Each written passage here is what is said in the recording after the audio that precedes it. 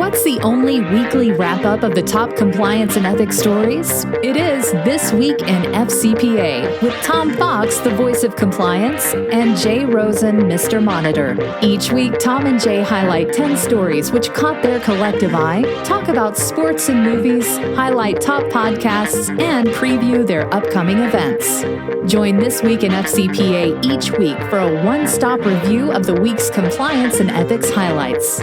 This Week in FCPA is a production of the Compliance Podcast Network. First, a word from our sponsor, Affiliated Monitors. Founded in 2004, Affiliated Monitors provides professional, independent integrity monitoring and ethics and compliance assessments nationally and internationally and across almost all industries. With its knowledge of effective ethics and compliance programs and cultures, Affiliated Monitor is respected for its work as the corporate monitor on matters ranging from multinational corporations to small and mid-sized companies and even individuals. Having served in over 750 monitorships, no one has more experience as an independent monitor than the team at Affiliated Monitors. For more information on how an independent monitor can help improve your company's ethics and compliance program, visit our sponsor, Affiliated Monitors, at www.affiliatedmonitors.com. In this episode, we take a look at some of the compliance and ethics stories from an abbreviated holiday week.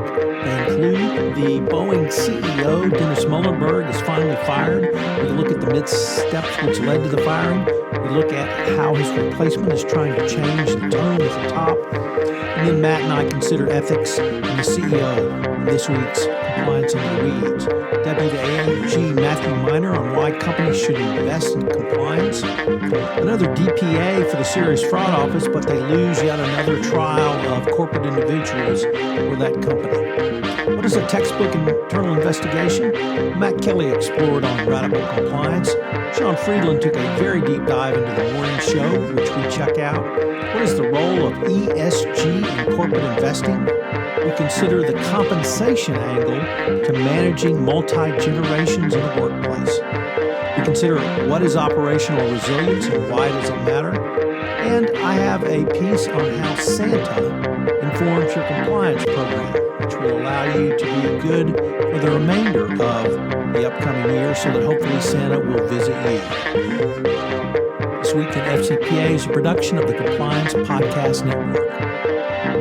Hello, everyone. This is Tom Fox, the voice of compliance and the compliance evangelist, back again with Jay Rosen, Mr. Monitors, for This Week in FCPA, episode 185 for the week ending December 27th, 2019, the Boeing CEO finally fired edition.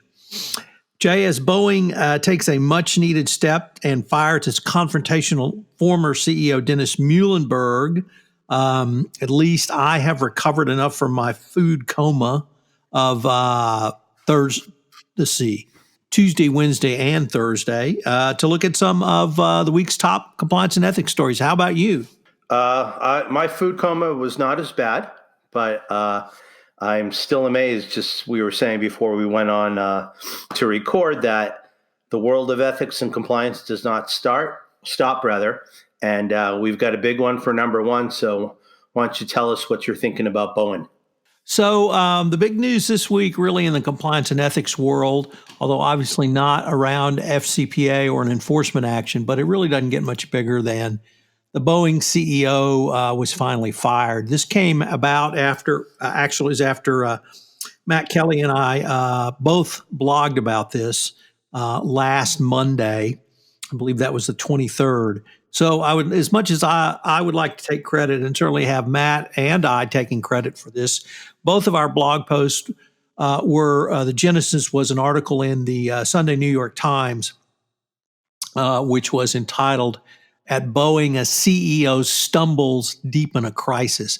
And it laid out the missteps, misadventures, stumbles, and frankly, intentional acts by Boeing's now former CEO, Dennis Muilenburg, all around the values of the company, ethics and compliance. The next day, he was fired by the by the board of directors. The missteps, I think we've talked about them kind of over the last 18 months, many of them on this podcast. But his last kind of series, just as idiotic as it comes, was in a telephone call with President Trump. He told President Trump that Boeing had completed its software fix and it was ready to go, and it was the regulators who were hanging it up by not testing it and approving their CEO by their software fix. Well, of course, it turned out that wasn't true. And the next week, in a private meeting, the FAA reprimanded Boeing's chief for putting out this false information, and was told point blank by the head of the FAA not to ask for any favors during even the discussion. And he said Boeing should put its focus on providing documents when needed to fully describe the plane's software changes, which clearly indicates they had not provided the FAA with all the information. And then the article listed many of the other missteps, really starting with the fact that the CEO himself was aware of the software failures after the first crash and before the second crash. He was communicated about the problems in production by an internal whistleblower up to his level after the second crash, and aviation authorities across the globe grounded the 737 MAX. He personally called President Trump and asked him not to ground the fleet or instruct the FAA not to do so. The FAA did not until the pressure became so great. But the single most incredible thing, Jay, was the company after the first crash had initiated an internal investigation and had come up with and discovered many of the production problems, the safety concerns raised by people who were producing and testing the 737 MAX. And the Boeing sat on it, and they sat on it. They gave it or was taken by the Department of Justice. It's not clear, but they never told the FAA about it. And last October, the FAA found out about it in an article, and the FAA, starting with the head, was rightly just livid because they had been hiding these documents from the FAA.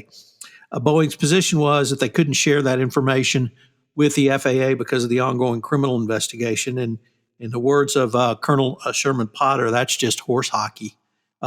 Every compliance practitioner knows that the three prongs of any cooperation effort or effort with the regulators include self-disclosure, remediation, and full cooperation with the investigation.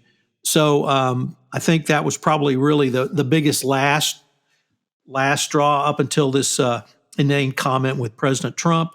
Nevertheless, the next day, the board took the position that it was time for a new CEO and brought in a new CEO. We cited to a Wall Street Journal article where Dave Calhoun is the new CEO. And the first thing he did was call the head of the FAA the day on Monday to say, there's a new sheriff in town and we're going to cooperate now. So that's certainly an appropriate start. It's not clear, obviously, whether or not that will continue, and only time will tell. But it really points up to, if you want credit during an investigation, you've got to cooperate, and you can't hide documents, and you can't play games like Muilenburg did. And that is equally important a message for the compliance practitioner, for the FCPA compliance practitioner, or any other compliance practitioner.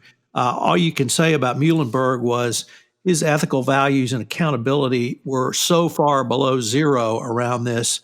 It's really hard to kind of match up what you and I both know. We both know people at work at Boeing in compliance, and they are, I think, pretty well thought of in the compliance community for their commitment to compliance. But these actions by Muilenburg and the tone he set are just completely antithetical to having accountability within your organization. So finally, Boeing makes the change. It really was probably long overdue, and Boeing's now got to figure out a way to move forward, because one of the things that I don't think we've really considered on this podcast, Jay, is what do you do when it's not simply Boeing is too big to fail? They're way beyond that. This is not one of 10 banks worldwide or nationwide. This is the United States' primary plane manufacturer. And so for security reasons, we've got to have Boeing, on the civil side, I should say. And all of the companies, suppliers, vendors in the supply chain that depend on Boeing for business, all of the airlines. Southwest Airlines fleet is primarily 737 MAX jets. They've had to take them out of service. It's led to a travel crisis around not certainly Southwest, but other airlines not having enough airlines. They need to fix this problem, and they need to have fixed it a long time ago because too much in the U.S. transportation economy security all depends on Boeing. And the only other major airline manufacturer, airplane manufacturer, is Airbus, and of course they're European, and that would be antithetical to America only, the America only approach of Donald Trump. So there's a lot riding on this, and there's a lot riding on getting it right, because it's unclear whether passengers are ever going to feel safe on a 737 MAX again. Certainly, the internal whistleblower who headed was a part of the head of the manufacturing process put in an email that even he would be reluctant to have his family fly on this jet. So when you have the manufacturer saying that, it's a pretty damning statement. So although not in FCPA compliance, about as powerful a lesson around ethics, accountability, and corporate values as we have seen in some time. So just to kind of put a wrapper on this, Boeing is at a real inflection point, and unfortunately it's taken them about 9 to 10 months to get here. But what we'll have to see going forward is Boeing going to be a serial recidivist like Wells Fargo, or are they going to take the opportunity to get their house in order like Toyota? Because it amazes me when I'm driving around here in Southern California. I don't know what it's like in Houston, but there are just so many Priuses out there. And if you would have gone back to after that Toyota wrongful acceleration imbroglio, I would have never forecasted that Toyota would make such a strong rebound and be a company that's known for quality and fuel efficiency. So there is the right way that Boeing can go, and hopefully Mr. Calhoun will take them that way. Well, I'm going to take that as a personal victory that you used the term imbroglio, Jay. It was definitely a personal victory just for me to get that out of my mouth. So next up, a good friend of yours you saw last time in New York City, Dylan Tokar, over at the Wall Street Journal Risk and Compliance Journal, has a snappy little interview with Matthew Miner from the U.S. Department of Justice. And basically, the DOJ in recent years has expanded beyond its primary mission to investigate and prosecute into a role that's more about explaining what measures companies can take to avoid criminal investigations in the first place. Yet some chief compliance officers are still skeptical that the DOJ has the expertise or resources to meaningfully assess the work they do. Matt Miner, Deputy Assistant Attorney General overseeing the department's criminal division, wants to convince otherwise, and he spoke to the Risk and Compliance Journal about how the Justice Department is incentivizing companies to invest in compliance, on how the Justice Department can overcome the skepticism in the corporate community. It's a legitimate concern, Miner says, from the white-collar bar, and particularly the corporate community, that a compliance program will be evaluated with perfect 20/20 hindsight, with an eye on misconduct, and then thinking the compliance program didn't work, Mr. Miner said.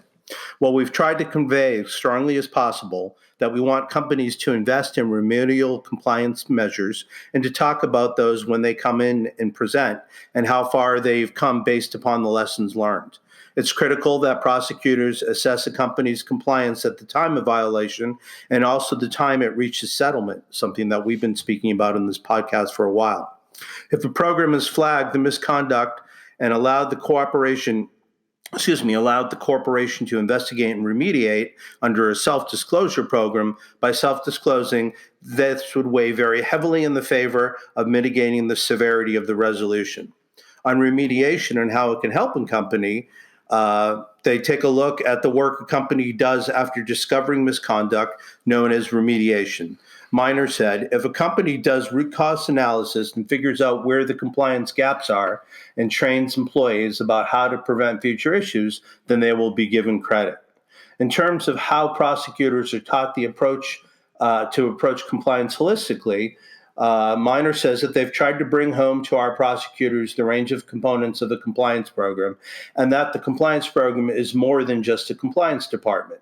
So when they sit down and they engage in evaluation of adequacy and the effectiveness of compliance programs, they're doing so with a level of greater sophistication.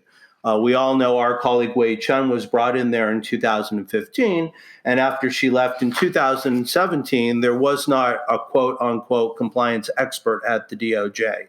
Now, Miner and his colleagues expect that everyone who is a line prosecutor will know about ethics and compliance. And one thing that he suggested in this article, that it might be kind of interesting to take a compliance officer from private practice and have them come and participate in what they're doing at the DOJ. So real short to the point answers. And I think we're both encouraged that it's no longer just lip service, that the DOJ really does believe in having a strong ethics and compliance program. And just to our last story, talking about Boeing, not only do you have to have that program, but you have to be forthcoming and you have to share along the way if you hope to reap the results of a declination and no disgorgement. Indeed. So, Jay, from the FCPA blog in an article by Susan Hawley, we take a look at a new deferred prosecution agreement entered into by the Serious Fraud Office and trials of individuals from the company who entered into the DPA. So the company was Geraup Systems, which I believe is a software manufacturer, or rather designs and sells seismological instruments used for detecting nuclear weapons, structural monitoring of dams, etc. They paid bribes to a South Korean public official to make sales. Pretty open and shut. They self-reported to the U.S. Department of Justice. The individual who got paid the bribes, they had U.S. jurisdiction over him. He was convicted on one count of money laundering the proceeds in a jury trial. The Serious Fraud Office went to trial against individuals from the company, from Geraup, and its founder and former director, and they were acquitted by a UK jury. So once again, a pretty big black eye for the Serious Fraud Office when they have a deferred prosecution agreement with a company admitting it paid bribes. You had the U.S. prosecuting the individual who paid the bribes. It's not clear if the U.S. could have gotten jurisdiction over the U.K. individuals who paid the bribe, or simply they ceded primary prosecution of this to the Serious Fraud Office. It may well be the latter. And once again, it's not clear how or why the individuals were acquitted. Nevertheless, fairly big black eye for the SFO. There's a couple of features in the DPA, and I should note that the Department of Justice gave a declination to Geraup, saying it was closing its inquiry, notwithstanding evidence of violations of the FCPA. So pretty clearly there were FCPA violations here, and why the SFO could not get a conviction is still not clear. Nevertheless, the DPA was the first one in the United Kingdom where there's no financial penalty paid, only profit disgorgement.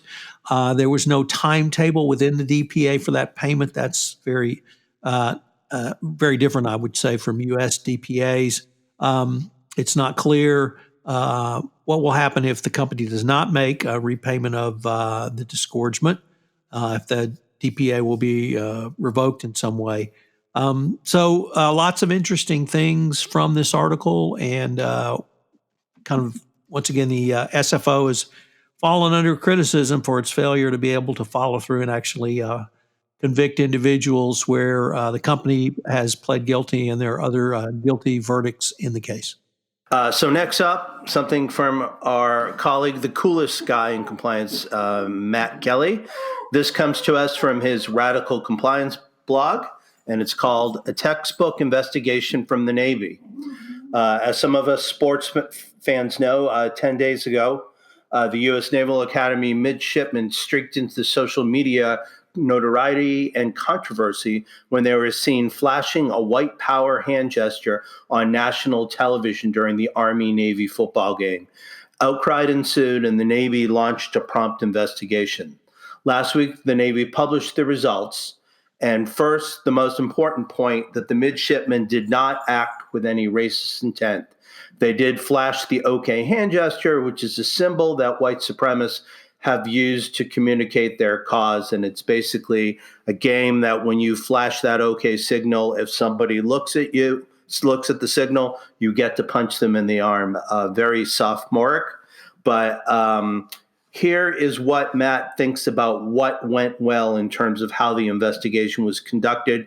First, the investigation was prompt. The preliminary investigation was completed and published 5 days later. Second, the investigation was independent. It was done by a member of the JAG, not by somebody at the Naval Academy. Third, the investigation was comprehensive. The JAG officer interviewed 32 people, including 2 midshipmen who flashed the gesture. The officer also had the FBI and NCIS do background checks. Fourth, the investigation proved its conclusions. And fifth, the investigation included a root cause analysis. Suffice to say, the coordination was scant. When ESPN producers needed to get a few more midshipmen to get good video for the shoot, the process was pretty much, hey, you guys over there, you want to be in the shot? So we have an investigation that was prompt, independent, comprehensive, conclusive, and included a root cause analysis. What are the lessons in leadership that we can pull from this? Well, if it's white supremacists have appropriated the OK gesture as a symbol for their movement, then it's no longer a hoax. This gesture can connote what white supremacist views are, and in fact, white supremacists such as Brandon Tarrant use it that way. Apparently, the 2 midshipmen didn't know what they were doing, but the fact remains that they flashed a gesture associated with white supremacy. And here's the lesson in leadership that Matt pulls from this. Leaders are not just accountable for what they say, they're also accountable for what others hear. They need to anticipate how their words and deeds might be interpreted by others, and to do that, they need to understand the diversity of experience and sentiment in the audience. Matt's point is that this incident shows the peril of leadership in the modern world, and people in high power sitting in the CEO chair, serving the public office, getting on national TV, can convey messages to a vast audience. If those leaders don't consider how their actions might be received, chaos can follow. Next, we had a really interesting, fun, and I thought very insightful article by Sean Friedland. And Sean is over at SAI Global, and he's the director of product marketing at SAI Global. But this article is not directly related to SAI Global, nor Sean's role. He posted it on LinkedIn last week, but I thought it was so, frankly, important that I wanted to talk about it this week. It's entitled Rise and Shine, the Morning Show's Wake-Up Call to Corporate America. And he takes a deep dive into the Apple TV hit show, The Morning Show. And I told Sean, this I think is the best thing I've ever seen him write. He goes through, and the story arc is basically longtime co-host of a morning show. The male has engaged in sexual harassment over the years. He gets called to task for it. He has to leave the show. They bring on a new partner for his former female partner. The new partner is young and vivacious. And so there's lots going on here in terms of workplace dynamics, competition, sexual harassment, the response of a company to women who report sexual harassment. Me Too, of course, is throughout the episodes. And it really, I think, as Sean says, the morning show is ultimately an exploration of how the decisions people make at work impact everyone else, big and small, top to bottom, and how a culture of complicity is created and grown until something terrible enough happens to put it to a stop. And I don't think we really, Jay, have talked a lot about a culture of complicity. We have touched on it perhaps in some pieces over the last few years. But I thought it was really important to think about that, not simply a culture of values and ethics in not harassing your coworkers, but what is my responsibility around complicity? And really, if I could go back to the summer series I did on Trekking Through Compliance, on the intersection of the original series of Star Trek and compliance, one of the first few episodes. Well, first of all, I was very surprised to when I went through the series. There were 3 rape scenes in that television series of 7 to 9 episodes, and the first one was perhaps the most horrific, where Captain Kirk is split into 2 personalities, and the bad Kirk attempts to rape Yeoman Rand. He doesn't succeed, but the scene where she doesn't confront him, but actually has to tell Spock and McCoy is, you could have literally ripped it right out of me too. And this was 50 years ago. So the culture of complicity is incredibly important for every compliance practitioner to address. And you have to not have only a safe place where people can bring this information forward, but you have to continue to make that place safe, so that there's no retaliation, so there's no blowback, so that the conduct, the antithetical values of the conduct is not only cut out of the organization, but it stays out of the organization. Another prime example right now is the Navy SEALs who testified against their team leader, who was found guilty, and Trump pardoned him. And so what's going to happen to them? Because their testimony now has been leaked. So a culture of complicity is something that every compliance officer needs to think about. I would suggest you really go out and test for it. But kudos to Sean for kind of putting this theme and this storyline together in now one of the top TV hits of the Q4 2019. Good stuff. Sean, great article, and everyone, we're linking to it in the show notes. Next up, we've got something from the Harvard Law School Forum on Corporate Governance and Financial Regulation. It's called Corporate Person and Purpose and Play, the Role of ESG Giving. This comes to us from John Ruggie. On August 19, 2019, the U.S. Business Roundtable, comprising CEOs of more than 200 of America's largest corporations, issued a new mission statement on the purpose of the corporation. The press release noted that each periodic update on principles of corporate governance since 1997 had endorsed the principle of maximizing shareholder value.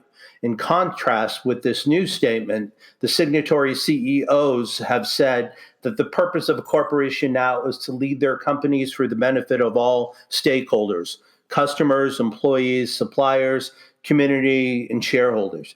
And as many pundits have remarked, that Milton Friedman must be turning over in his grave. This was a quote from Fortune magazine. So such shifts are unprecedented. William Allen, a highly regarded former chancellor of the Delaware Court of Chancery, authored an essay some years ago entitled Our Schizophrenic Conception of the Business Corporation. Allen's thesis was, over the course of the 20th century, that there have been 2 different and inconsistent ways to conceptualize the public corporation. One way is to look at it as property, and another way is to look at it as social conception. The social conception idea came about during the New Deal, when it was much more than just running a business, but the whole country depended upon the corporation to set its social agenda. This took a change to the other direction when Milton Friedman started talking about his thing in the 70s. The question is now, should we consider Business Roundtable's mission statement as schizophrenia redux, as an attempt to preempt left of center politicians, a significant normative departure in the direction of a stakeholder theory of the firm. This is unnecessary because most of the companies already take shareholder concerns into consideration, and even under Delaware law, they have the discretionary power to do so. Of course, at this point, no one can know or even guess if the idea of repurposing the corporation will shape actual day-to-day business decisions. But it seems safe to conjecture that whatever the immediate motivations for the Business Roundtable statement may have been, the move towards a more social equity conception of the public corporation that implies it will be a remarkable rise in ESG investing. This will take into account a company's environmental, social, and governance policies in making investment decisions in the future. So this is just a little preview of the paper, but we link to the full story in our show notes. Tom, next up, tell us about the compliance angle to managing multi-generations. Right. So actually, Jay, it was not compliance, but compensation. And in a really interesting article, a fellow who I was not familiar with, Elliot Dinkin, over at Cowden Associates, wrote an article about thinking through management of your workforce with compensation. And he took the kind of standard compensation that probably you and I have seen at corporations we worked at, a base compensation targeted at some percentile of the average of people in our discipline, PPO benefits, co-pays, co-insurance, standard levels of life insurance, dental, vision, et cetera, a 401 match, perhaps up to 6% of deferred compensation, things that we say we would find pretty standard. But he says with the millennial workforce and now with the iGen workforce, they have really different values and different desires around compensation. So that he suggests different options based upon what the employee preference is. So it could be more PTO. It could be less base compensation. It could be a package of reduced level of retirement benefits for those in their 20s. It could be a reduced level of life insurance from disability, perhaps even opting out of medical or health care if it's still available under Obamacare. It could be a bare minimum of core benefits, yet increased pay. And it certainly, I thought, was a different way to think about compensation. The compliance angle, Jay, really comes in around things like pay equity. Are these options available to protected categories, age, race, gender, national origin, religion, et cetera? 401 testing, record keeping and administration. And it really speaks to, I think, of a much more sophisticated approach to pay and compensation, certainly different than my observations when I was in the corporate world. So kudos to Elliot Dinkin, and there is a compliance perspective to this, but it really, I think, is something that every corporate discipline is going to have to be open to new ideas, including compliance, including HR, including compensation professionals within HR. Interesting stuff, Tom. Next up, as promised, we have the second story from Matt Kelly that we're going to quote to. And Matt wants to find out what is operational resilience and why does it matter. This comes to us from Navex Global's Ethics and Compliance Matter blog. Matt says, operational resilience is the ability of a business to tolerate shocks and maintain its normal operations. These shocks could be anything ranging from IT failures, natural disaster, terrorism, cyber attacks, but the typical sudden shocks happening within hours or even minutes that threaten your company's ability to provide whatever it is you provide. Threats to operational resilience are on the rise. For example, banking regulators want more authority to examine the tech vendors that work with large banks. These regulators want to be sure that those vendors are reliable and won't crash in some crucial situation that could paralyze our financial system. Or if you want a small scale example, Matt takes a look at a virtual care provider, Inc., an IT services firm based in Wisconsin that provides data storage, email, billing, and other services to more than 110 nursing homes.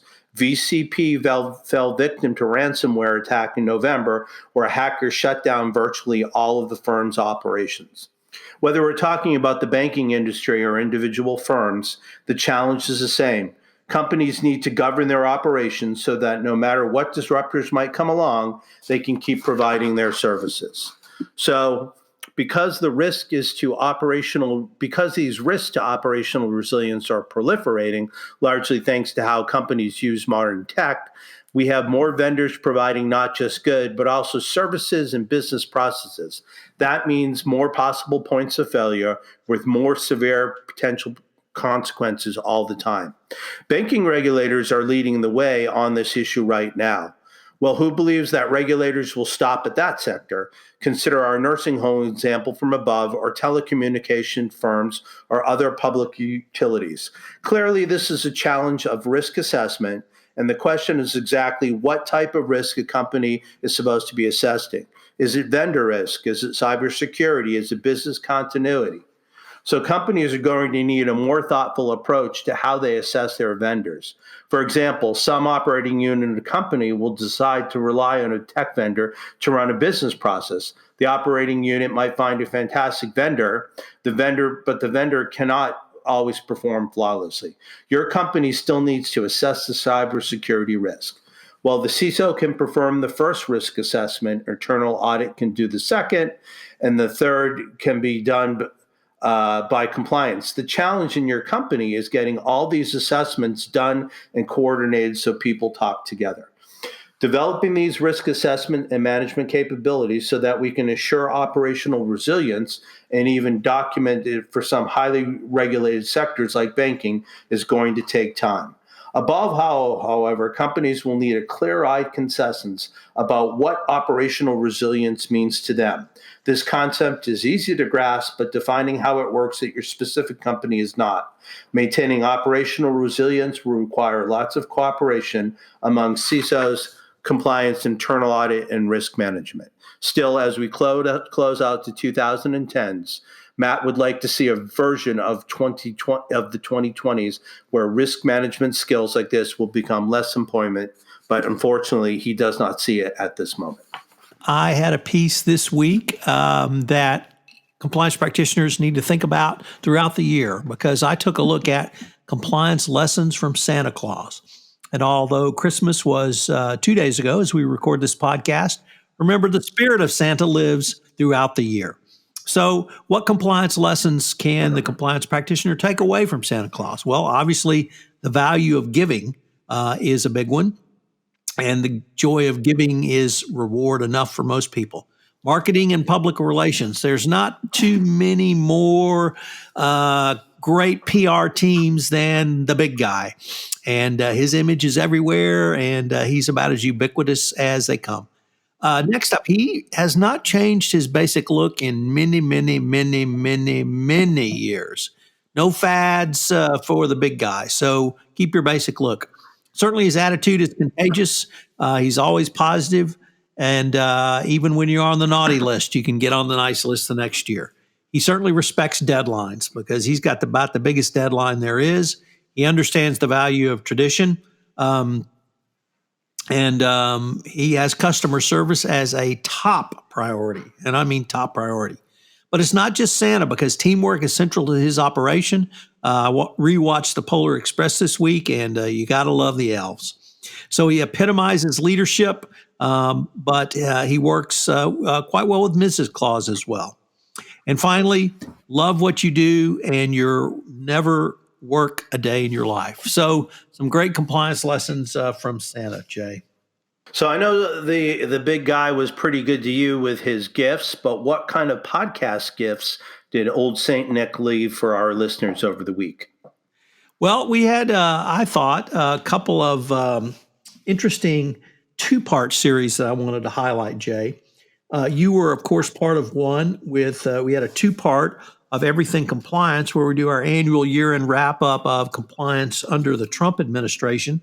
So we posted part one, featured yourself, myself, and the coolest guy in compliance, Matt Kelly. Part two featured Sarah Haddon, Mike Volkoff, and Jonathan Armstrong. And over the past couple of weeks, I had fan fave James Koukios, partner at Morrison and Forster, to talk about two of the firm's most recent international anti-corruption newsletters. In part one, which was posted last week, we took a look at the September newsletter. And in part two, which was posted this past Monday, we took a look at the October newsletter. James is a former FCPA unit prosecutor. So he has been a line prosecutor. He's worked in this area for quite some time. And it's always really insightful, Jay, for me to talk to him, not only from the prosecutorial perspective, but as a white-collar defense practitioner.